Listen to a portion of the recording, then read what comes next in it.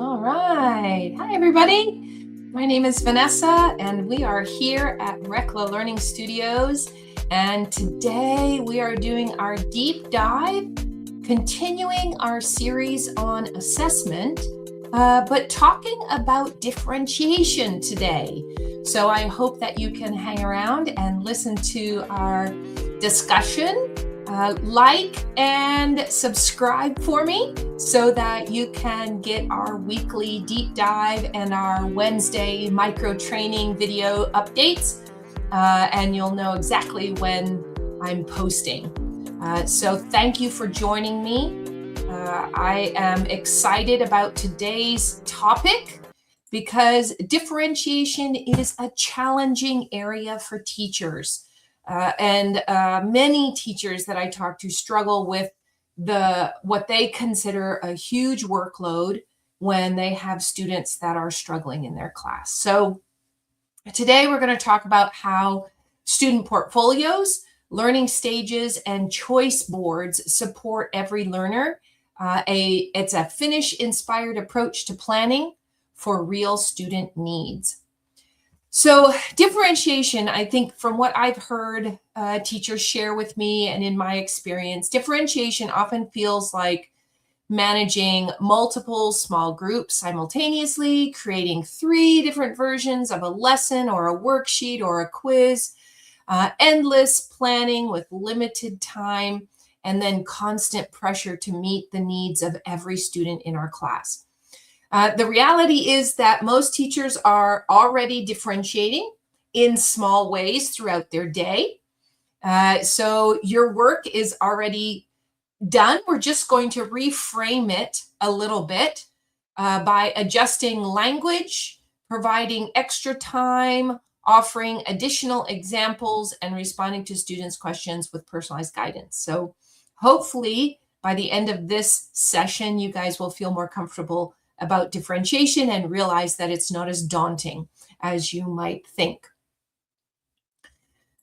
All right, so let's reframe this concept, differentiation, in a Finnish way. Differentiation looks radically different from the exhausting model many teachers have been taught. It's built on trust, flexibility, and a deep respect for student agency. Differentiation is not creating separate lessons for different groups.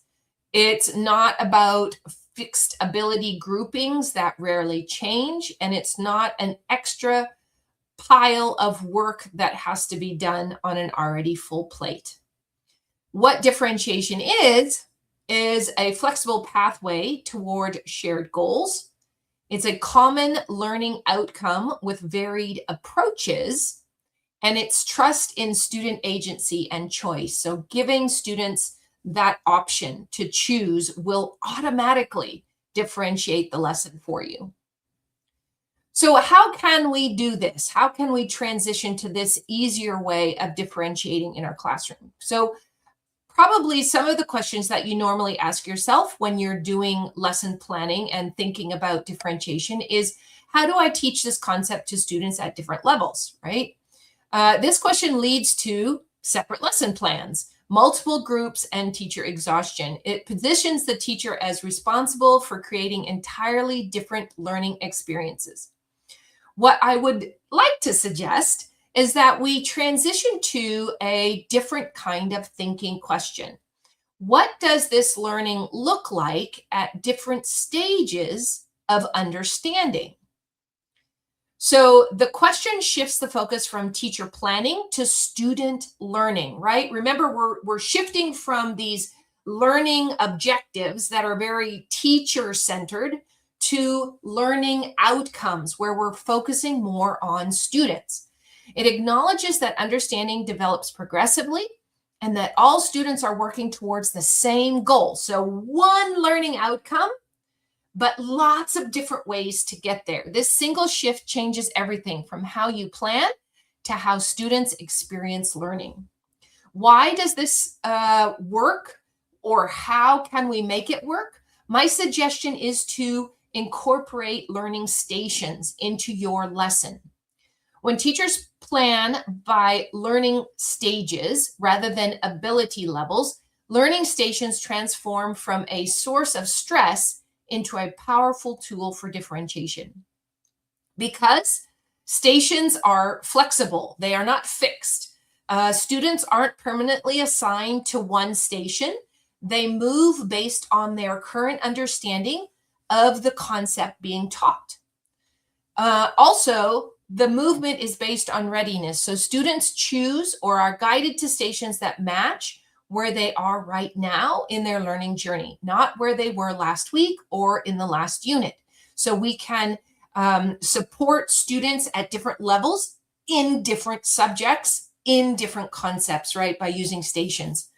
And then the stigma disappears, right? When stations represent stages of learning rather than a fixed group, there's no shame in starting at an earlier stage. Everyone understands they're on a learning path.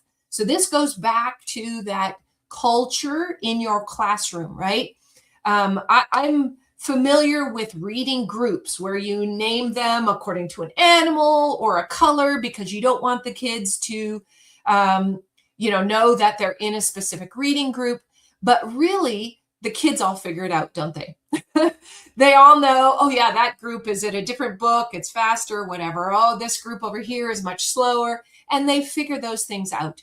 And so when we use learning stations, it's just a process. Everybody is on a path and they're all moving towards that end goal. So everybody understands we're all going to get to this goal, but we're going to get there through different pathways. And students then can choose, oh, I would like to work over here in this station because it's more artsy. Or I would like to work at this station because I love to write or draw. I would like to work at this station because I can talk with my friends and we can discuss, right? So you're all going to get to the end point, but you're going to get there in a different way. And that's okay. Learning stations stop being low, medium, high, like our reading groups in traditional settings, and start being entry points into shared learning.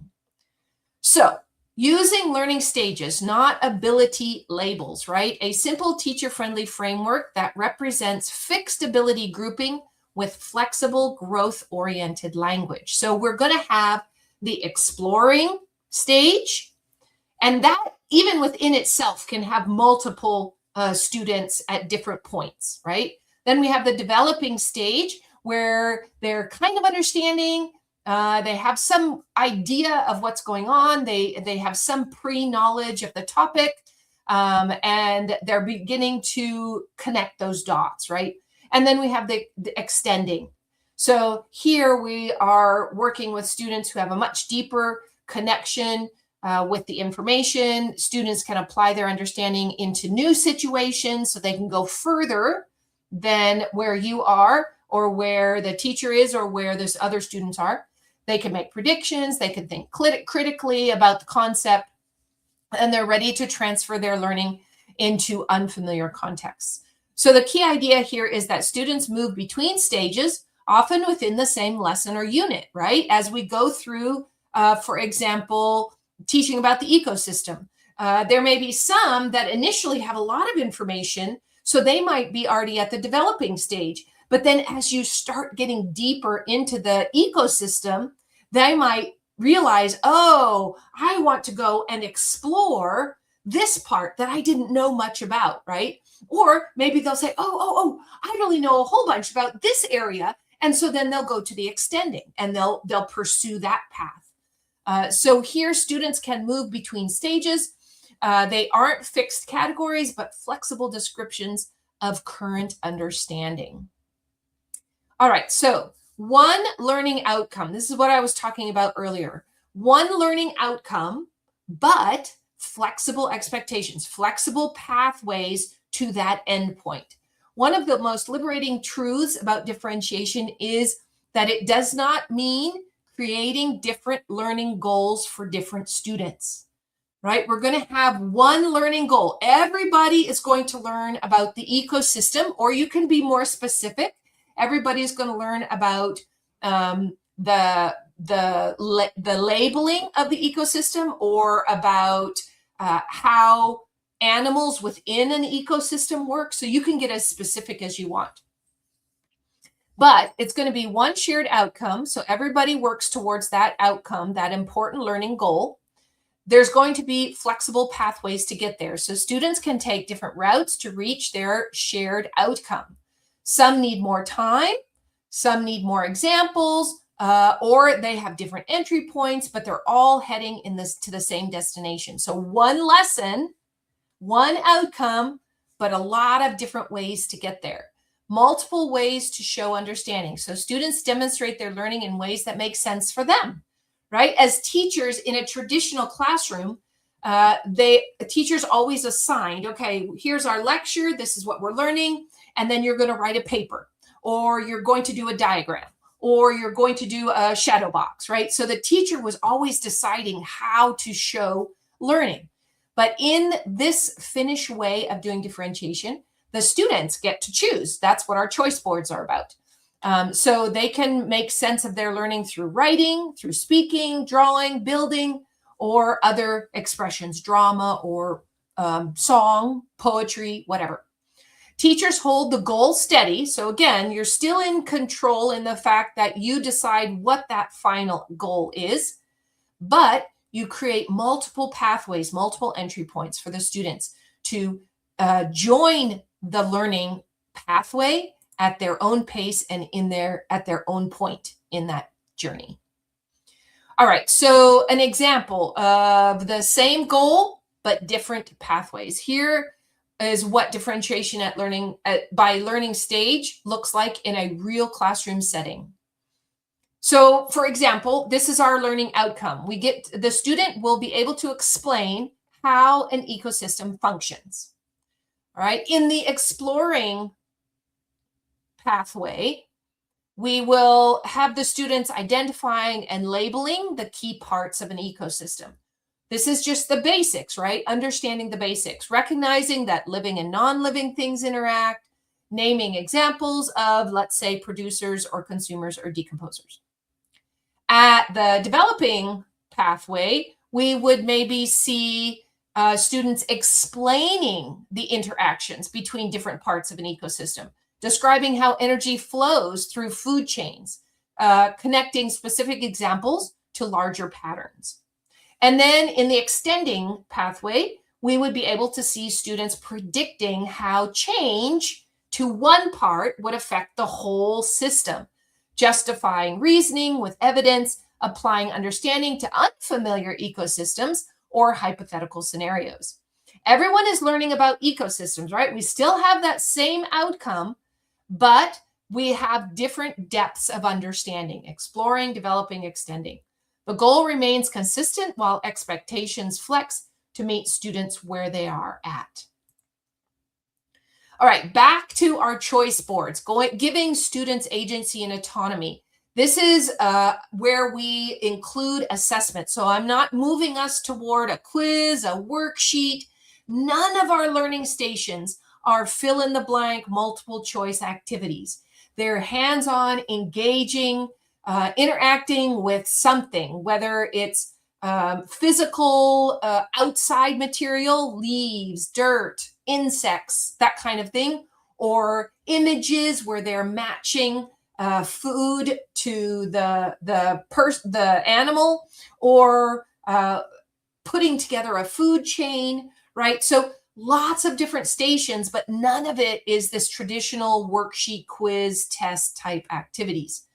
What we want is choice. We want to give the students choice. So many teachers think of choice boards as end of unit assessments, right? A lot of people say, oh yeah, I use choice boards, but maybe just in one part of your lesson, right? At the end, which is great. And I would commend you for that.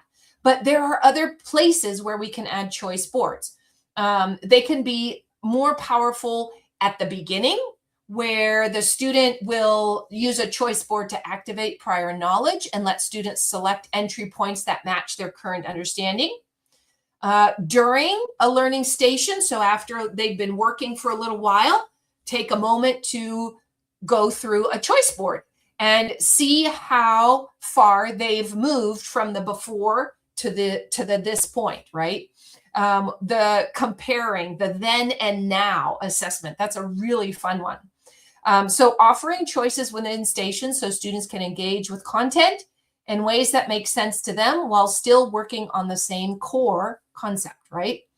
And then, of course, our low stress assessments. This is at the end, as students, allowing students to demonstrate understanding through their choice of format, reducing anxiety while still gathering meaningful evidence of learning. And again, the teacher can maintain the control by providing specific choices, but making sure that those choices are focused on different areas, right? Kinesthetic, visual, auditory, and then in making sure you're hitting all those different areas to support differentiation. The beauty of choice boards is that they support differentiation without adding planning work. One well-designed choice board can serve multiple purposes throughout a learning cycle. So here we are with practical choice board uses. You can use the choice board to see thinking clearly. So students will reveal their thinking in authentic ways. You can use a choice board to reduce performance anxiety, right? Students who struggle with test anxiety or writing can shine through alternative formats. You can definitely use a choice board to gather portfolio-ready artifacts. And that comes easily taken from the learning stations, because every learning station that you design, it will meet the student where they're at, so it will be differentiated. It will meet their learning style, whether it's auditory, kinesthetic, or oral, or some of the others, or a combination. And it will provide evidence of what they're learning. So if you've designed it correctly, they will have created something that they can immediately say, yes, I would like to put this in my portfolio, right? And then, of course, we can also use choice boards to help us plan tomorrow's lesson. What students choose to reveal is what's interesting to them. It's where their strengths are. It's where their areas of growth are. And so you can pinpoint and design tomorrow's lesson, adjusting those stations just a teeny bit so that they fill in those gaps where they're struggling. You don't have to reinvent the entire lesson tomorrow. You're just going to do some slight adjustments in the learning stations. Okay, next, why student-made portfolios matter. A critical reminder. Keep this in mind. Portfolios are not teacher-made, right? They're student-made. That's why they work so well for differentiation. Because when teachers create portfolios for students, they're making the decisions about what represents learning. But when students curate their own portfolios, something powerful happens. And I would encourage you to give this a try. Maybe if it's even just for a month, right? Let the students decide how they want their portfolio to be, what work they want represented in their portfolio. Because in this process, students will develop metacognitive awareness by reflecting on their own growth. They will take ownership of their learning journey and progress. They'll see, oh, I've got to put something in here, so I need to try, I need to make an effort here. It will be motivating to them. They practice making decisions about what demonstrates their understanding. And keep in mind, when this is a new concept for you and your students, it might take a few tries for the students to really understand what it is they're putting in their portfolio and why. And so you can have this ongoing, continuous conversation with them about portfolios and what it means and why we're doing it. And then, of course, portfolios can give teachers insight into how students perceive their own learning. So student-made portfolios shift the relationship between teacher and learner. The teacher becomes the guide or the coach or the facilitator rather than the judge of what learning is, which then reduces anxiety in the class because the students realize it's on me. It's not the teacher that needs to teach me something. It's me. I have to put forth the effort to learn something. Students become active participants in documenting and reflecting on their own progress. So, how portfolios support planning. Portfolios aren't just assessment tools, they're planning tools. This is why it's so important that students make their portfolios, because teachers then can identify learning patterns, You can create groups based on the portfolio evidence you see. You can plan responsive lessons and stations based on what you're seeing in the portfolio. And you're differentiating without guessing. You're actually building on what is already there. Instead of building over here, when the student is really over here, you're building right onto what the student already knows. So portfolios turn evidence into clarity, making differentiation feel manageable instead of overwhelming. So what does this look like in a real classroom, right? Here's how these practices come together in an authentic classroom moment. So students enter a lesson with one clear learning goal posted and discussed, 3 learning stations aligned to explore, develop, or extend the stages. Choice is how they will engage with the content at the station, and understanding that they can move between stations as their learning progresses. For the teacher will listen to student conversations and thinking, observe how students approach the learning, take notes about individual and group patterns, ask questions that reveal understanding, and avoid immediate correction or direction. So instruction adapts after learning becomes visible, not before. This is the Finnish approach. Trust the process, watch carefully, and respond to what you see. So what changes for the teacher, right? When teachers adopt this Finnish-inspired approach to differentiation, they experience meaningful shifts in their daily work and well-being because it's less overwhelming, planning from learning stages rather than creating multiple lessons. It's clearer planning, so you're able to feel more confident in what you're doing in the classroom.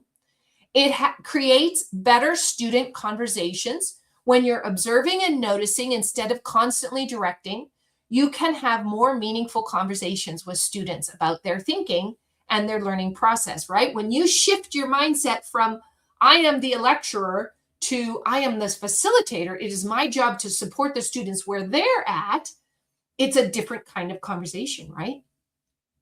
And of course, you gain more confidence in what you're doing in the classroom. How this changes for the student. The benefits of this approach extend far beyond teacher sustainability.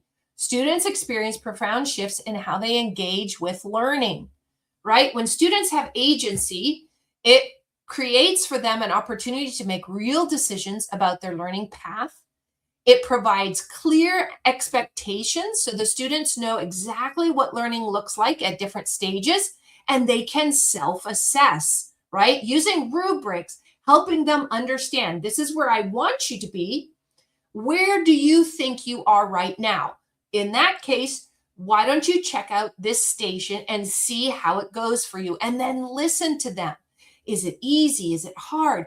Have they struggled? How have they processed this station?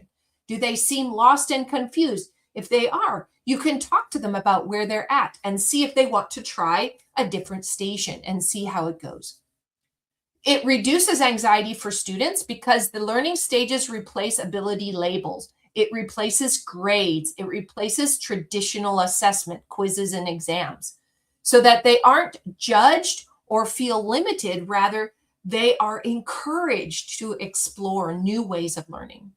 And of course, it gives them ownership of their learning process so that learning feels doable. It's not performative.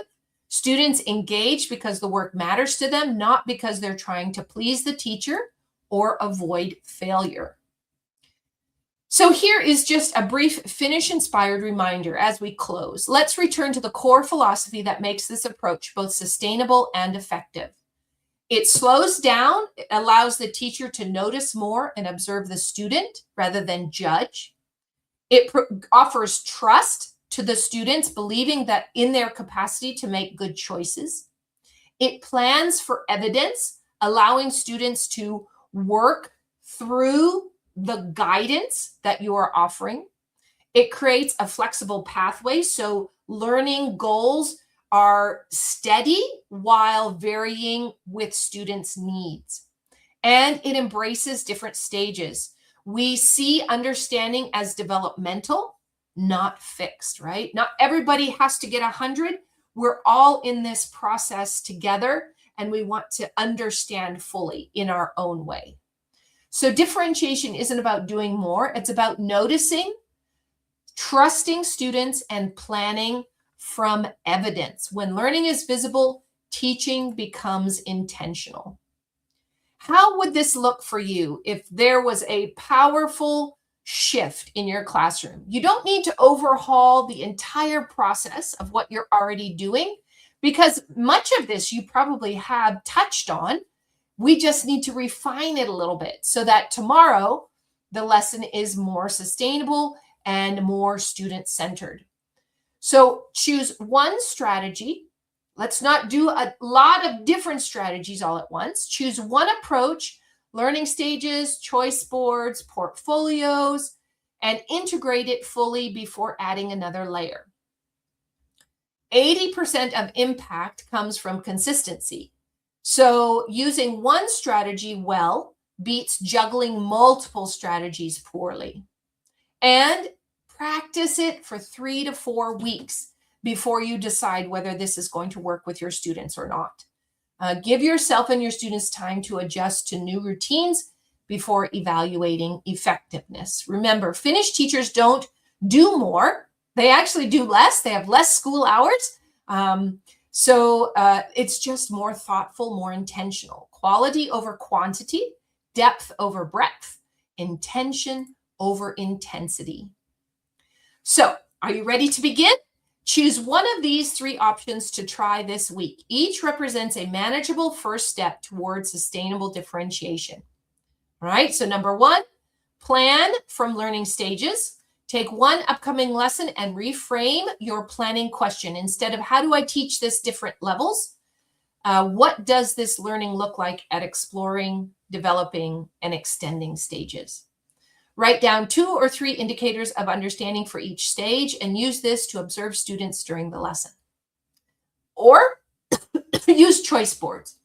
Create a simple choice board with 4 to 6 options for students to demonstrate understanding of a current concept. And again, you can design these choices to meet the needs of a variety of stages that your students are at, right? So that you can touch on all of those.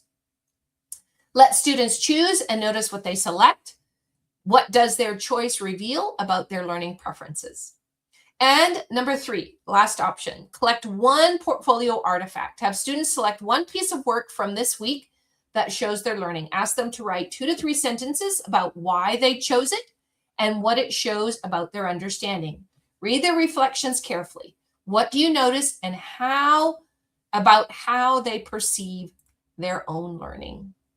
Some of the questions that you can use to guide you during this transitional journey is to ask these questions. There's a lot of questions on the board. I'm not going to read them all, but after trying learning stages, you could ask, what did I notice about student engagement when I stopped grouping by ability? After choice boards, you could ask, what patterns emerged in students' choices? After collecting portfolio artifacts, you could ask, what metacognitive language are students developing? And as far as sustainability, you could ask, did this approach feel more or less sustainable than my previous method? So just in review, small changes create calm, powerful classrooms. Differentiation doesn't have to mean chaos, exhaustion, or impossible planning loads. When we embrace Finnish-inspired principles, trust, flexibility, and student agency, we create learning environments that work for everyone. So my invitation to you this week is to try one shift in your activities and your planning. Plan from learning stages, use a choice board, or collect one portfolio artifact. Notice what happens, trust the process, and give yourself and your students permission to learn together. Small intentional changes compound over time. You don't need to transform everything at once. This is a lot of new 21st century concepts here. You just need to take the first step. Your classroom is already full of potential. These tools simply help make learning visible for you and your students. Good luck. Thanks for listening. And if you do try one of these steps, please mention it in the comments below. Let me know how it's going in your classroom, because a global conversation will help to transition educational systems worldwide. Thanks for listening. Have a great week.